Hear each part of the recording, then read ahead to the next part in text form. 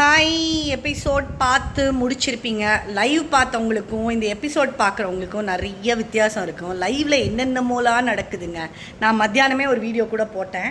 So இப்படிலாம் ஒரு கூத்து, அப்புறம் இவங்களுக்கு என்ன ராஜ மரியாதை, டீலக்ஸ் ரூமு, சும்மாவே வெக்கேஷன் போயிருக்கேன்னு தான் நிறைய பேர் பிக் பாஸில் வந்து சொல்லிட்டு இருப்பாங்க. சும்மா சாப்பிட்டு இப்படியே சுற்றிக்கிட்டே இருப்பாங்க. இதில் என்ன கேம் விளையாடுறாங்கன்னு தெரியல. காலையெல்லாம் ஒரே எல்லாரும் ஒரு கண்டென்ட் க்ரியேட் பண்ணி, ஏன்னா பிக் பாஸ்னாலே சண்டை அப்படின்னு முடிவு பண்ணிட்டாங்க.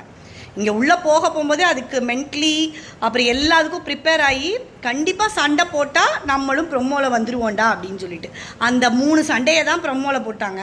இங்கே என்ன எபிசோடில் நடந்துச்சு? ஒன்றும் கிடையாது. அதுக்குள்ளே ஸ்டோரி டெல்லிங் இந்த வாரமேவா அப்படின்னு இருக்குது. ஸ்டோரி டெல்லிங்கில் வந்து நான் யாரையுமே கஷ்டப்படுத்த விரும்பலை.